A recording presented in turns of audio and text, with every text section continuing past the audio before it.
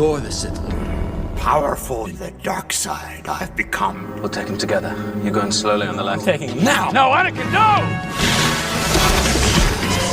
Much to learn you still have.